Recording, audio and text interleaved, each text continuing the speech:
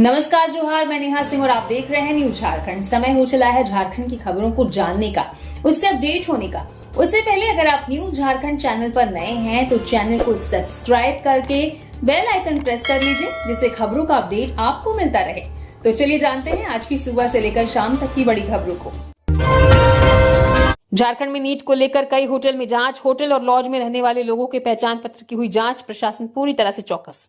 NEET परीक्षा में सामने आई कथित गड़बड़ियों और पेपर लीक के विवाद के बाद झारखंड में पुलिस और प्रशासनिक अमला पूरी तरह से हाई अलर्ट पर है। इसी मुस्तैदी के तहत राज्य के विभिन्न जिलों में पुलिस की विशेष टीमों ने अचानक कई होटलों, लॉज और धर्मशालाओं में बड़े पैमाने पर छापेमारी और सघन तलाशी अभियान चलाया। प्रशासन को इस बात का गहरा अंदेशा है कि परीक्षा में धांधली करने वाले अंतर्राज्यीय गिरोह के सदस्य, सॉल्वर या संदिग्ध छात्र पुलिस से बचने के लिए इन ठिकानों का इस्तेमाल कर सकते हैं। यही वजह है कि पूरे राज्य में सुरक्षा व्यवस्था को चाक चौबंद करते हुए हर संदिग्ध गतिविधि पर पैनी नजर रखी जा रही है।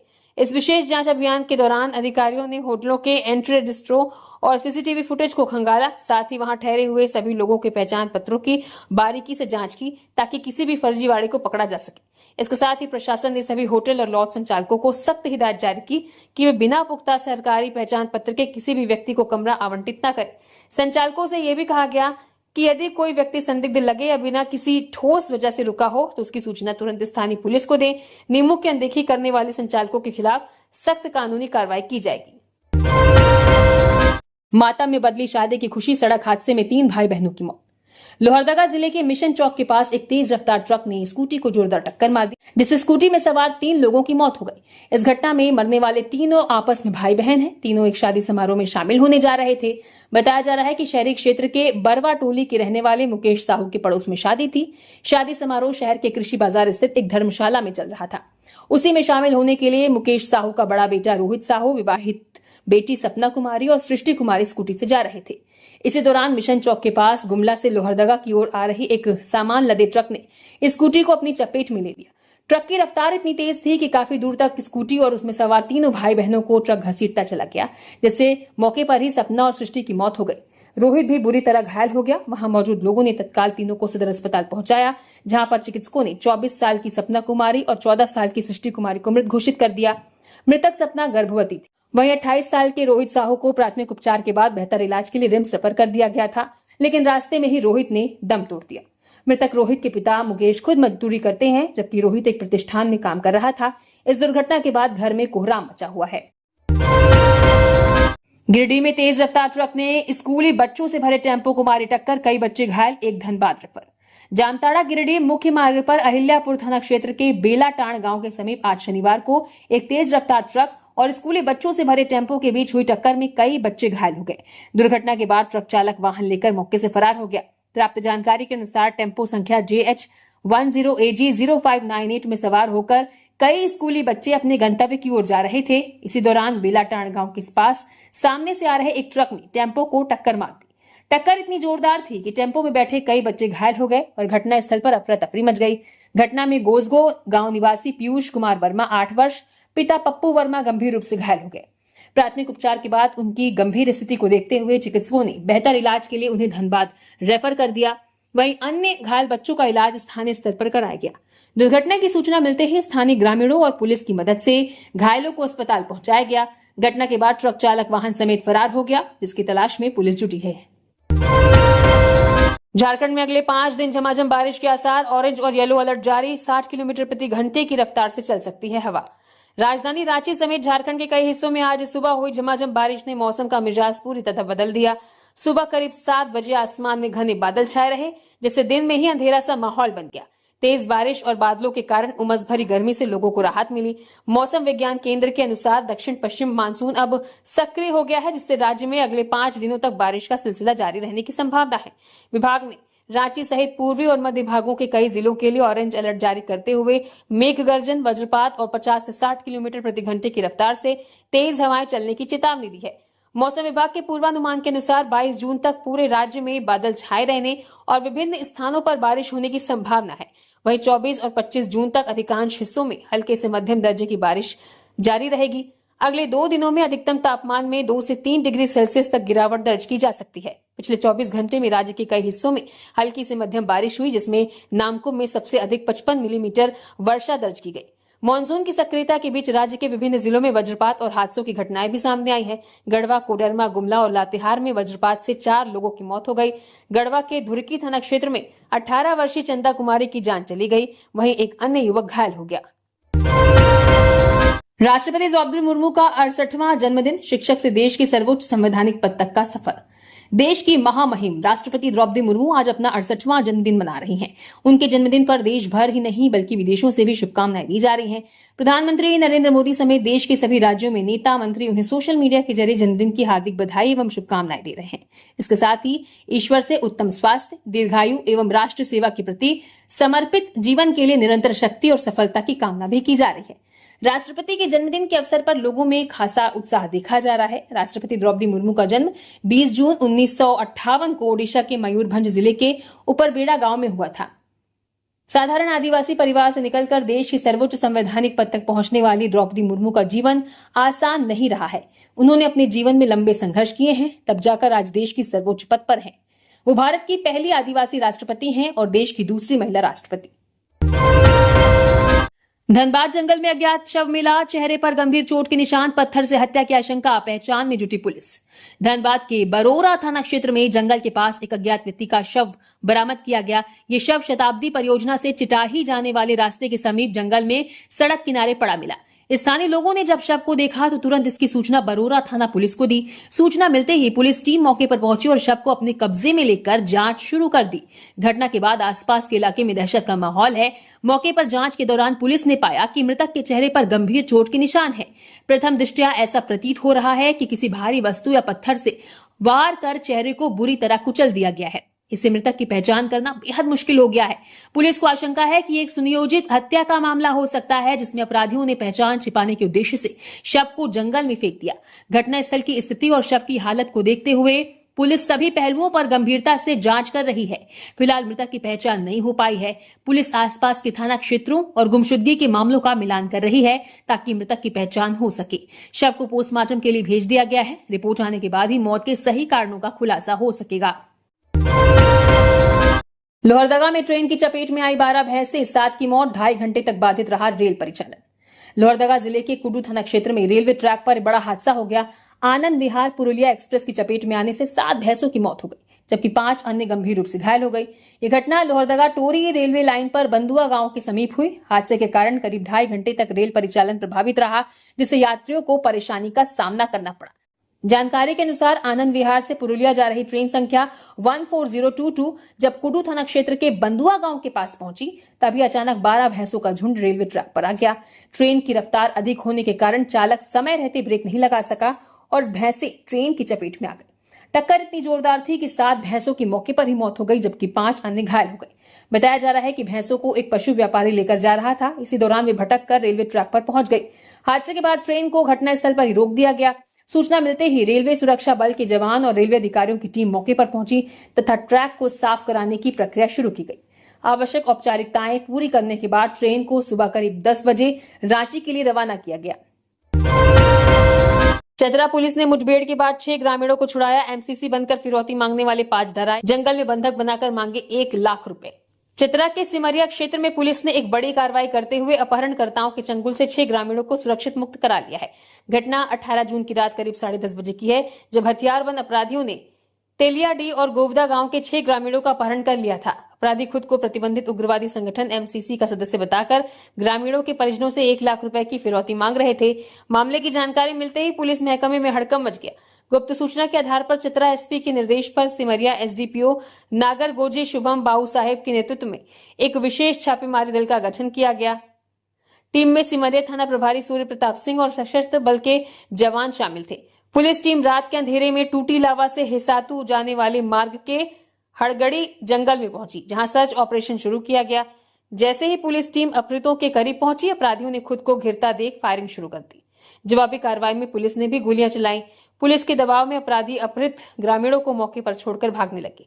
इसके बाद सभी 6 ग्रामीणों को पुलिस ने बरामद किया।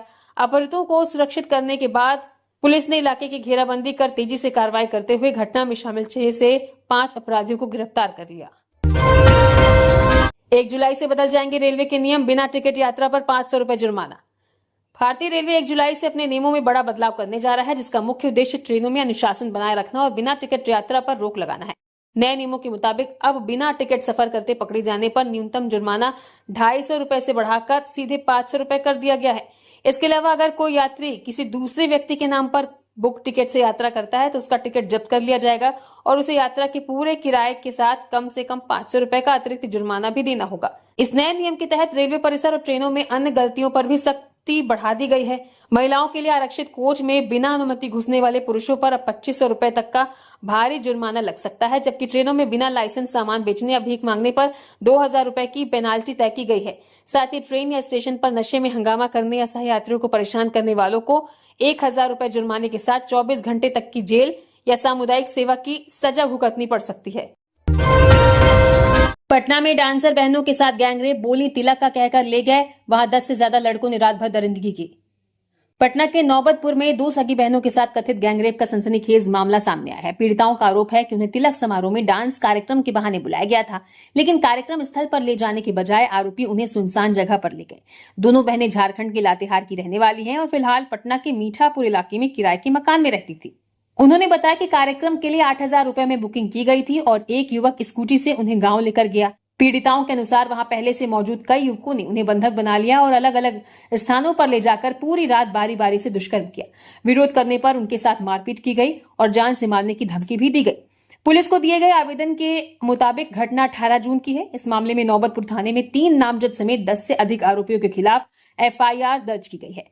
पुलिस का कहना है कि आरोपियों की गिरफ्तारी के लिए लगातार छापेमारी की जा रही है और मामले की जांच जारी है।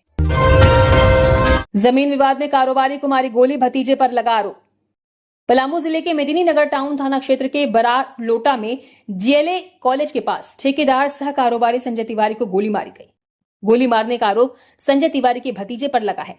दरअसल संजय तिवारी टाउन थाना क्षेत्र के GLA कॉलेज के पास स्थित दुर्गा मंदिर जा रहे थे। इसी क्रम में उन्हें गोली मारी गई है। उन्हें इलाज के लिए मेदिनी राय मेडिकल कॉलेज एंड हॉस्पिटल में भर्ती करवाया गया है, जहां डॉक्टर की निगरानी में उनका इलाज चल रहा है। घटना की जानकारी मिलने के बाद पुलिस मौके पर पहुंची और पूरे मामले में छानबीन शुरू कर दी है। वहीं आरोपी की गिरफ्तारी के लिए छापेमारी की जा रही है। घटना को लेकर पलामू SP कपिल चौधरी ने बताया कि जमीन विवाद में घटना हुई है। पीड़ित के भतीजे पर घटना को अंजाम देने का आरोप लगा है। पुलिस पूरे मामले में छानबीन कर रही है। राज्यसभा चुनाव में जब खरीद फरोख्त मामले में बेदाग निकले RK अग्रवाल। साल 2012 के राज्यसभा चुनाव के दौरान जमशेदपुर के उद्योगपति और निर्दलीय उम्मीदवार RK अग्रवाल पर विधायकों की खरीद फरोख्त का बड़ा आरोप लगा था। उस समय रांची के नामकुम इलाके में आयकर विभाग ने एक गाड़ी से 2 करोड़ 12 लाख रुपए नकद बरामद किए थे। दावा किया गया था कि गाड़ी RK अग्रवाल के रिश्तेदार सुरेश अग्रवाल की है और इस पैसे का इस्तेमाल चुनाव में वोट खरीदने के लिए होना था। इस घटना के बाद राष्ट्रीय स्तर पर RK अग्रवाल की काफी बदनामी हुई थी। हालांकि बाद की जांच में पूरा मामला झूठा साबित हुआ और RK अग्रवाल पूरी तरह बेदाग निकले। CBI जांच और कोर्ट की कार्रवाई में ये साफ हो गया कि सुरेश अग्रवाल से उनका कोई रिश्ता नहीं था और न ही उस पैसे या गाड़ी से उनका कोई लेन देन था। नतीजा ये हुआ कि झारखंड हाईकोर्ट ने CBI के केस को रद्द कर दिया और आयकर विभाग को साल 2016 में वो सारे पैसे ब्याज समेत वापस करने पड़े। बस की चपेट में आकर 80 वर्षीय बुजुर्ग की मौत, चालक फरार। जमशेदपुर के उलीडीह थाना क्षेत्र के संकोसाई रोड नंबर 4 निवासी 80 वर्षीय सुदर्शन शर्मा की आज शनिवार सुबह एक सड़क हादसे में मौत हो गई। वो प्रतिदिन की तरह सुबह मॉर्निंग वॉक के लिए घर से निकले थे। इसी दौरान डिमना की ओर से मानगो जा रहे एक तेज रफ्तार अज्ञात बस ने उन्हें टक्कर मार दी। टक्कर इतनी जोरदार थी कि सुदर्शन शर्मा गंभीर रूप से घायल होकर सड़क पर गिर पड़े। घटना के बाद आसपास मौजूद लोगों में अफरा तफरी मच गई। स्थानीय लोगों ने मानवता का परिचय देते हुए तुरंत उन्हें इलाज के लिए MGM अस्पताल पहुंचाया। अस्पताल में डॉक्टरों ने उनका उपचार शुरू किया, लेकिन सिर और शरीर पर लगी गंभीर चोट के चलते उनकी हालत बिगड़ती चली गई। काफी प्रयास के बावजूद डॉक्टर उन्हें बचा नहीं सके और इलाज के दौरान उनकी मौत हो गई। घटना की जानकारी मिलते ही उलीडीह थाना पुलिस मौके पर पहुंची और मामले की जांच शुरू कर दी। गढ़वा में नीट परीक्षा को लेकर प्रशासन सख्त, केंद्रों के चारों तरफ निषेधाज्ञा लागू। राष्ट्रीय पात्रता सह प्रवेश परीक्षा के कल होने वाले दोबारा आयोजन को लेकर गढ़वा जिला और अनुमंडल प्रशासन पूरी तरह मुस्तैद है। परीक्षा को पूरी तरह शांतिपूर्ण, पारदर्शी और कदाचार मुक्त माहौल में संपन्न कराने के लिए उपायुक्त पशुपति नाथ मिश्रा के निर्देश पर सुरक्षा के कड़े इंतजाम किए गए हैं। अनुमंडल पदाधिकारी कुमार मयंक भूषण ने इस संबंध में विस्तृत दिशा निर्देश जारी करते हुए सुरक्षा व्यवस्था की अंतिम समीक्षा की।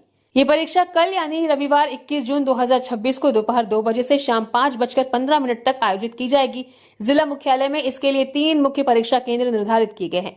राजकीय कृत गोविंद +2 उच्च विद्यालय, गढ़वा श्री सदगुरु जगजीत सिंह नामधारी कॉलेज, गढ़वा केंद्रीय विद्यालय। कल होने वाली परीक्षा के सफल संचालन के लिए अनुमंडल पदाधिकारी ने सभी तीनों केंद्रों की चारों ओर 200 मीटर के दायरे में भारतीय नागरिक सुरक्षा संहिता की धारा 163 लागू करने का आदेश दिया है। ये आदेश रविवार की सुबह 6 बजे से लेकर शाम 7 बजे तक प्रभावी रहेगा। इस दौरान इन नियमों का पालन करना अनिवार्य होगा। रिश्वत के आरोपी ने मांगी जमानत, सोमवार को होगी सुनवाई। रांची में रिश्वत मामले में गिरफ्तार आरोपी अब्दुल हाफिज ने अदालत से जमानत मांगी है, जिस पर एसीबी की विशेष कोर्ट में सोमवार को सुनवाई होगी। दरअसल गुरुवार को एसीबी ने रिश्वत के एक मामले में उससे गिरफ्तार कर जेल भेजा था। एसीबी ने सूचक की शिकायत पर पूछताछ के बाद गिरफ्तार किया था। सूचक अश्वंत तिर्की के ट्रैक्टर को पकड़कर जब्त किया गया था। जिला खनन कार्यालय रांची से ट्रैक्टर छुड़वाने के नाम पर आरोपी अब्दुल हाफिज 42,000 रुपए रिश्वत की मांग कर रहे थे, जिसकी शिकायत अश्वंत तिर्की ने एसीबी से की थी। एसीबी ने आरोपी को पूछताछ के लिए नोटिस जारी कर कार्यालय बुलाया था। आरएसएस ऑफिस पर बम फेंकने के निर्देश दुबई से मिले। रांची के बाद लखनऊ था अगला टारगेट। पहले फायरिंग की थी योजना, बदला प्लान। रांची में आरएसएस दफ्तर पर हुए पेट्रोल बम हमले के मामले में गिरफ्तार आरोपी अमन अंसारी ने पुलिस पूछताछ में बड़ा खुलासा किया है। आरोपी के मुताबिक इस हमले की पूरी साजिश दुबई से रची गई थी। यहां बैठे तहरीक-ए-तालिबान हिंदुस्तान के सदस्यों ने उसे निर्देश दिए थे। शुरुआत में अमृतसर के रास्ते पाकिस्तानी हथियारों को मंगाकर रांची में गोलीबारी करने की योजना थी, लेकिन हथियार न मिलने पर प्लान बदलकर पेट्रोल बम से हमला किया गया। दुबई से मिले व्हाट्सएप निर्देशों और लोकेशन के आधार पर आरोपियों ने 16 जून की रात वारदात को अंजाम दिया। रांची के बाद इन आतंकियों का अगला निशाना लखनऊ था, जिसके लिए आरोपी कानपुर जा रहे थे, लेकिन पुलिस ने उन्हें गाजंडी स्टेशन से ही दबोच लिया। इस पूरे नेटवर्क को खंगालने के लिए झारखंड एटीएस की टीमों ने शुक्रवार तड़के लोहरदगा और रांची में आरोपियों के ठिकानों पर ताबड़तोड़ छापेमारी की। जांच टीम ने लोहरदगा में सैफ और अमन अंसारी के घरों की गहन तलाशी ली, जहां अमन की मां और सैफ के भाई से लंबी पूछताछ की गई। वहीं रांची के करबला चौक इलाके में वारदात में शामिल तीसरे आरोपी सायम सुजान के घर पर भी तलाशी अभियान चलाया गया। पुलिस अब आरोपी द्वारा इस्तेमाल किए गए सिम कार्ड, मोबाइल और दुबई के हैंडलर से जुड़े वित्तीय लेन देन के सुराग जुटाने में लगी है। कोडरमा में तेल से भरा टैंकर पलटा, तेल लूटने बाल्टी जार लेकर उमड़ी भीड़। कोडरमा घाटी के मेघातरी पंचायत स्थित बंदरचुआ के पास तेल से लदा एक टैंकर सड़क पर पलट गया। बताया जा रहा है कि टैंकर पश्चिम बंगाल के हल्दिया से नेपाल जा रहा था। चालक के मुताबिक 9वां माइल के ढलान पर पीछे से आ रहे एक ट्रक ने टैंकर को जोरदार टक्कर मार दी, जिससे उसका पिछला नोजल टूट गया और ब्रेक फेल हो गया। सामने चल रहे वाहनों को बचाने की कोशिश में चालक ने टैंकर को सड़क किनारे करने का प्रयास किया, लेकिन वाहन अनियंत्रित होकर पलट गया। चालक समय रहते केबिन से बाहर निकल गया, जिससे उसकी जान बच गई। हादसे के बाद टैंकर से तेल का रिसाव शुरू होते ही आसपास के गांव के लोग जार, बाल्टी, डिक्ची और जग लेकर मौके पर पहुंच गए और तेल भरने की होड़ मच गई। कुछ देर के लिए सड़क पर अफरा तफरी का माहौल बन गया। सूचना मिलने पर कोडरमा पुलिस मौके पर पहुंची, जिसे देखते ही अधिकांश लोग वहां से भाग निकले। इसके बाद पुलिस ने स्थिति को नियंत्रित करते हुए राहत और बचाव कार्य शुरू किया तथा दुर्घटनाग्रस्त टैंकर को हटाकर यातायात सामान्य कराने की कार्रवाई की। तालाब किनारे मिला अज्ञात महिला का शव, हत्या की आशंका। सरायकेला जिले के नीमडी थाना क्षेत्र स्थित बामनी गांव में शनिवार सुबह एक महिला का शव मिलने से इलाके में हड़कंप मच गया। तालाब के किनारे पड़े शव को देखकर ग्रामीणों ने तुरंत इसकी सूचना पुलिस को दी। महिला के शरीर और चेहरे पर चोट के निशान मिलने के कारण हत्या की आशंका जताई जा रही है। जानकारी के अनुसार सुबह गांव के कुछ लोग तालाब की ओर गए थे। इसी दौरान उनकी नजर तालाब के पास पड़ी एक महिला पर गई। पास जाकर देखने पर पता चला कि महिला की मौत हो चुकी है। घटना की खबर फैलते ही मौके पर ग्रामीणों की भारी भीड़ जुट गई। स्थानीय लोगों का कहना है कि महिला के चेहरे और मुंह के आसपास गंभीर चोट के निशान दिखाई दे रहे हैं। वहीं शव के पास खून के निशान भी मिले हैं। ऐसे में आशंका जताई जा रही है कि महिला की हत्या कहीं और करने के बाद शव को तालाब किनारे फेंका गया है। सूचना मिलते ही नीमडी थाना प्रभारी दिलशन बिरुआ पुलिस बल के साथ घटनास्थल पर पहुंचे और मामले की जांच शुरू की। पुलिस ने शव को कब्जे में लेकर पोस्टमार्टम के लिए भेज दिया है। रामकनाली में घर पर बम से हमला, जांच में जुटी पुलिस। धनबाद जिले के रामकनाली ओपी क्षेत्र में शुक्रवार देर रात एक घर पर हुए बम हमले से इलाके में दहशत फैल गई। घटना कृषि बाजार कर्मी कमलेश्वर बेलदार के घर की है। धमाके में घर का मुख्य दरवाजा क्षतिग्रस्त हो गया। हालांकि राहत की बात यह रही कि घटना में किसी प्रकार की जनहानि नहीं हुई। पीड़ित कमलेश्वर बेलदार ने बताया कि देर रात अचानक उनके घर के मुख्य दरवाजे के पास जोरदार धमाका हुआ। आवाज सुनकर सब परिवार के लोग बाहर निकले तो वहां कोई दिखाई नहीं दिया। धमाके से मुख्य दरवाजा क्षतिग्रस्त हो चुका था। इसके बाद घटना की सूचना पुलिस को दी गई।